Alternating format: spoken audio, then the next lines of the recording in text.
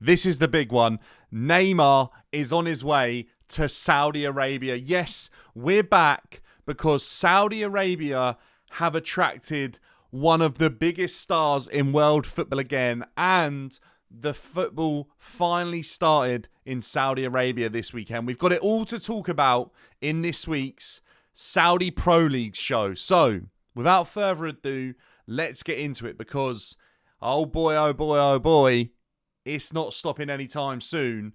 The transfer window is still open into September, 3 weeks after the Premier League window will shut and most of Europe. So the Saudi Football League will keep securing talent. Mark my words, but this is the biggest one yet.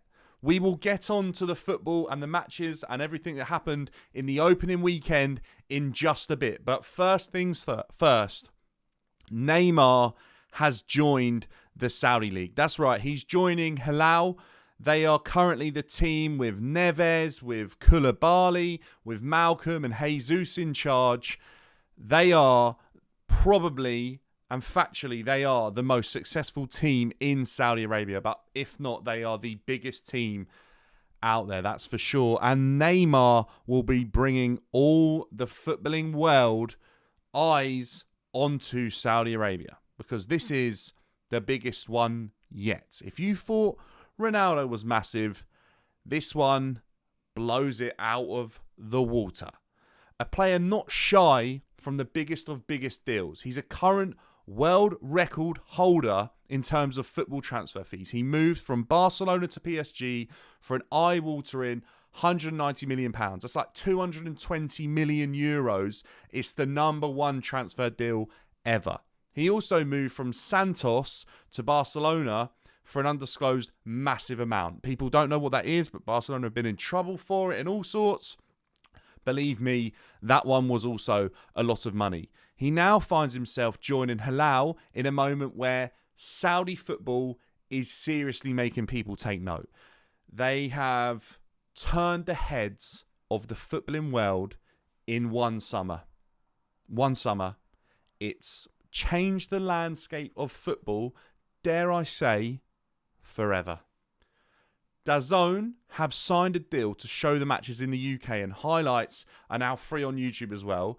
And Neymar will be joining the likes of Benzema, Kante, Mane and Ronaldo at the absolute front of it. They approached PSG for Mbappe. It didn't happen. He still has his eyes set on succeeding in Europe. But Neymar has decided that Saudi is the place to be. This is a staggering deal that sees him join the most successful team in Saudi Arabian football history. Like I said already, he's joining Koulibaly, Neves, Malcolm, his fellow Brazilian Barcelona counterpart, a guy who started the season on fire, by the way, netting a hat-trick in his first game of the season. But back to Neymar. This is the biggest of the lot, like I said. They've paid 86 million to PSG. That's the rumoured figure. Neymar's 32 years old and he's going to be receiving a weekly wage of £2.5 million a week. Yes, you've heard that right. £2.5 million a week. Honestly, that is mind-boggling. What you do with that kind of money is something I don't even know. And to top it off, he will not only be earning that kind of money, he will have a house built or purchased for him with a specific swimming pool with the dimensions of his choice, private plane, 8 luxury cars for him and his entourage, including Lamborghinis, Bentleys, G-Wagons, Aston Martin 4x4s, all his holidays, restaurants, meals out, anything that he has on his days off will be paid for by Al Hilal. He'll have a fully stocked fridge of his favourite drinks and a drive around the clock on demand for him and his family and friends. And at his house, he will have staff, chefs to look after the house, prepare his meals, occupy the property when he's away.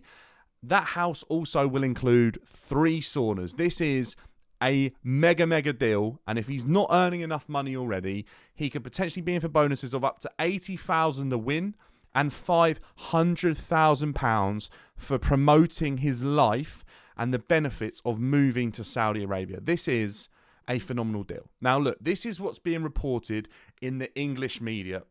That might not be true because there is an agenda being created here that Saudi Arabia are sports washing and all the bad cons and negatives about playing in Saudi Arabia are being publicized about how bad it is to go and earn all this money and the dirty money that they'd be earning. And this is what we're seeing on the front of our press. But look, believe me, I've got people in my comments who are there in Saudi Arabia, and it's a very, very different story to what we're being told in England. So open up your eyes and listen to these guys who are there, who are seeing these deals happen in front of their eyes and watching these players for their teams in the Saudi League. Now, this is arguably the biggest move yet. Bar Cristiano Ronaldo, which has obviously kickstarted all this. The likes of Benzema, everyone's gone. But Neymar is almost still at the peak of his powers. Yes, he struggled with injuries, but believe me, this guy is, in my eyes, if he'd have stayed in Europe, he would have still been a candidate this season, if he could stay fit for the full season, to win the Ballon d'Or. Because I still believe Neymar is that good. A player that most will say has underachieved simply because he hasn't won the World Cup and the Ballon d'Or. He's won everything else. But because he's not won those two, the biggest of the biggest in world football, he didn't take his Brazil to glory and he didn't achieve the biggest personal accolade you can in world football, which is the Ballon d'Or. In an era where the two people ahead of him are the best footballers the world has ever seen, and he was probably third or fourth for the majority of his career, I don't think it's too much of a failure, if I'm being completely honest with you. He's an absolute joy to watch, and I can assure you now, he will rip up the Saudi League for the next few years to come. And like I said, mark my words, if he stays fit, it will be a fantastic footballer to see playing in the Saudi Pro League for one of the biggest teams there. What's really important to note as well is I've had someone let me know that Neymar is the first signing for Hilal out of the PIF fund. Most of them so far have come from their individual money that they already had as a football club. This is the first one that has been backed by the PIF, which is really, really important to note because they're kind of distributing it evenly between teams. This is the first one for them, and it's the big one. Now, also, something I want to kind of move on to a little bit, but we're sticking around the transfers for now, is the current Saudi director of football is Michael Emenalo. He's been tasked with the overall transformation, I guess, of the Saudi Pro League. He's a guy who was at Chelsea, and he's also been at Monaco. Some Chelsea fans may remember that Michael Emenalo was one of the first guys to kind of start getting in the way between management and the Chelsea hierarchy. He was kind of blurring the line that they'd have to speak to him first. He was there for a lot of incomings. At the time, because of how the managers were talking about Emenalo, a lot of people were saying that his work wasn't that good. He was in there for all the wrong reasons. He'd never really done too much in football. How on earth did he have this role? But when you look back at it, Emenalo brought in some of the best players in the world to Chelsea Football Club. He was there for the likes of Hazard, De Bruyne, Salah, you name it. Some of the biggest players that ever played for Chelsea and are in world football at the moment. Emenalo has been at the heart of making them and their careers start at Chelsea or moving them on elsewhere to other places, whether it be loan deals and things like that. So Emenalo has fantastic links in the game, has a fantastic record book of deals working out and being able to attract big players to wherever he is. Monaco as well had a really successful time with him being in charge in terms of players joining and players outgoing and fitting their model of basically making money. And Saudi Arabia have identified him as the guy to do it. And look, the way he started is exceptional. It's exceptional. With Ronaldo and a couple of the other big names who I would say were probably towards the end of their time at the top of the game. And I'm not saying that Neymar is, but I think he's a little bit closer to not being at the end of end of the game at the top end, if you know what I mean. I think Neymar for the next 2 years to 3 years, probably could have still performed to a fantastic level in Europe.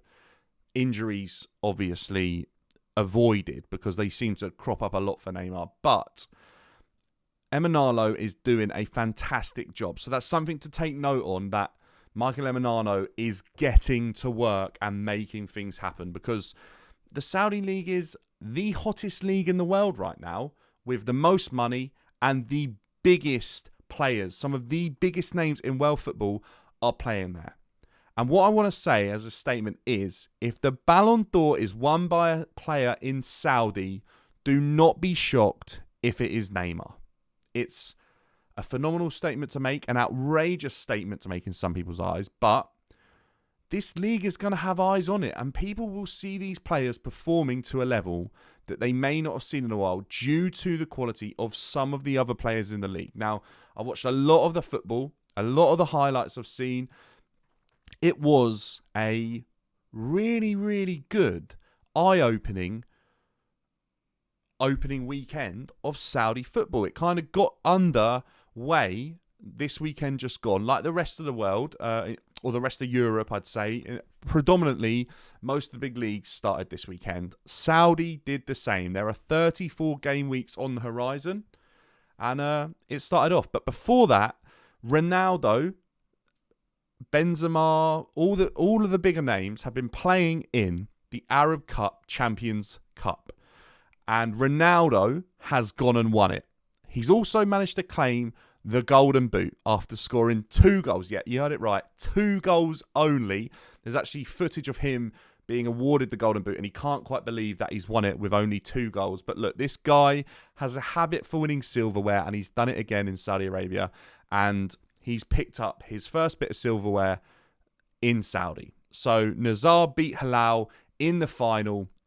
Ronaldo's picked up a knock though, and he wasn't able to play in the opening weekend. But we're going to move on to what happened in the opening weekend, where we stand, and things to report back from the Saudi League's opening weekend. So Ronaldo obviously didn't play. We saw Al Nassr play their first game literally days after winning this trophy against Steven Gerrard's Ettifaq, where they suffered a 2-1 defeat. Mane managed to score his first goal, but Gerrard's Ettifaq were too strong. Dembele and Quaison, I believe, were the scorers to take Gerrard's team to their first win on the opening weekend, which is interesting because Gerrard didn't start too well in the pre-season. They had suffered a lot of defeats, and they managed to open the league with a win against arguably one of the bigger teams in the league. So Gerrard is getting to work out there. Ettifaq's team is looking pretty good, if I'm honest with you. I had a little look through. He's managed to do some business. So watch that space. They're one of the teams that are just kind of outside the big 4, and they're making movements. We also saw Halal get back to winning ways after their defeat in the Arab Cup Champions Cup, which is an absolute tongue twister to say. But Malcolm, their silky Brazilian ex-Barcelona Zenit man who moved for about 60 million, bagged a hat-trick against Abar. I hope I'm saying that right. Please correct me in the comments because I'm new to all the pronunciations. But he started off unbelievably well. Watch his hat-trick as well. He's a great player to watch. I almost wish we'd seen a little bit more of him in Europe rather than him going over to Russia, and we never really got to see much of him. At the top of the league, though, sit King Karim Benzema's Etihad. They won 3-0 against Raid, but the Frenchman is yet to get on the score sheet. They managed to get a win there. A couple of minutes in the bag for Kante as well. Their team, Jota didn't start. Jota come on as a sub. Their team, for me, although they've got Kante and Benzema, might be looking the weakest out of the 4. That's one thing I'm looking at. When I look at the team, I really like them. There's something about me that wants to see them do well. I think it's Kante, and I love Benzema as well. But I look at their team and I think they might need a couple of additions. There's some good players there. Don't get me wrong. There's some players there that have been doing well in the Saudi League for a while as well. I think Romalo or something like that is a guy that they've got, and the guy who managed to score goals at the weekend is a player, apparently, who's been doing pretty well. So he managed to get 2, and look, I'm not an expert with names, and the thing I've found is the commentary on the highlights, there's none, and on the matches, most of the time I've been able to watch any over the weekend, it was an English commentary. So I did really struggle with that. So look, DAZN, if you're hoping and needing someone to kind of get the commentary started for you, then hit me up, because I'll sit there and watch the games and commentate on them. I'm not an expert in terms of commentary, but I think it would really help English fans and English-speaking people kind of get to grips a little bit more with the Saudi League if the commentary was there for the highlights or something, because the writing's not in English. It's a different language to us. It's abnormal for us to watch football like that.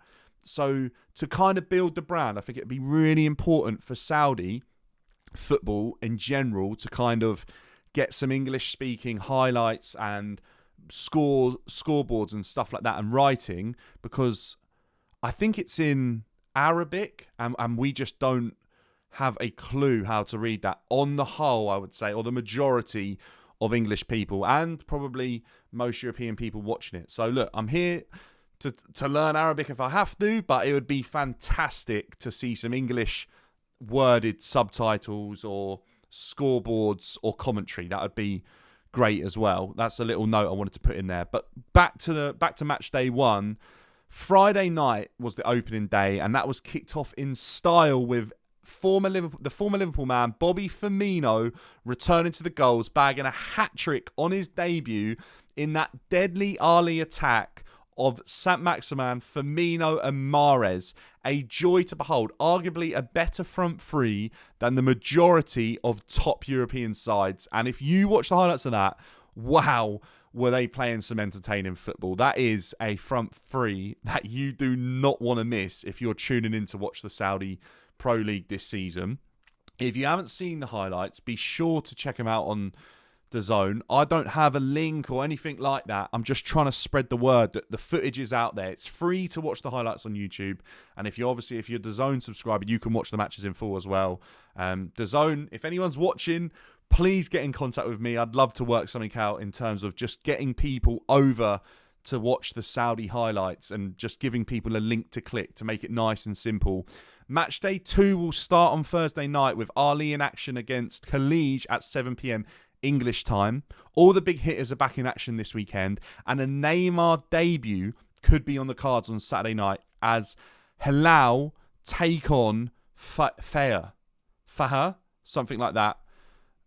It's all just getting started in Saudi Arabia. It's honestly a bubbling cauldron at the moment, and I genuinely think this is gonna go boom. If it hasn't already, believe me, the future is looking so bright for Saudi Arabian football. People are still trying to compare this to the likes of China and other leagues in the past. This isn't going anywhere. This is serious, and it's good to watch. That's the thing, as football fans, we want to watch the biggest names and we want to enjoy what we watch. And I enjoyed the highlights that I've seen from the Saudi Pro League. And look, I don't watch every game, but I'm watching way more than I ever thought I would already. And it's obviously I've seen a few pre-season games and the opening weekend, but it's great. Like, it's really refreshing to tune into a different league, to see these players that have played in separate leagues for so long all kind of coming together. And dare I say it, it's kind of a Super League getting underway. It's almost what was kind of sort of spoken about in obviously in Europe, but they're kind of all moving to Saudi, and it's great to watch. Another thing I wanted to touch base on just before I wrap things up is there's a festival going on at the moment in Saudi, I think called Gamers 8. And honestly, that has been, I'm just trying to find it here. I had it up earlier and I've been watching a few YouTube videos, and some of the biggest content creators in the world have been there. And it looks amazing. I can't believe how big that is. And there is no doubt in my mind, within the next year, I will be out in Saudi Arabia to watch a game and experience the culture. I've been watching videos on some of the architecture being built and how it works in the country, that it's kind of, most people live off of 2 lines. It kind of forms a cross axis across the country because some of it is some beautiful desert, but it's kind of uninhabitable. apart from some local people that kind of live there. It's fantastic. I'm learning so much about this country that I never thought that I would do. And that's all through football, and that's the power that this has. And I'm just trying to open people's eyes in terms of the football, really. I'm not here to talk about it, but this is a pretty cool country with 35 million people living in. It's way bigger than I ever thought it was. And honestly, the welcome and the appreciation I've had from some of the people reaching out to me on Instagram, TikTok, YouTube, from Saudi or across the world who are also like me, eager to watch this Saudi league develop, has been unbelievable. Like, I never expected it. As such a small creator and a guy who just wanted to watch some more football, I never ever expected the welcome that I've had. So thank you so much. I'm yet to decide a team. If you are new and you've managed to make it this far in the video, please subscribe. We're trying to build up the community here, trying to get people watching and talking about the Saudi League on this channel.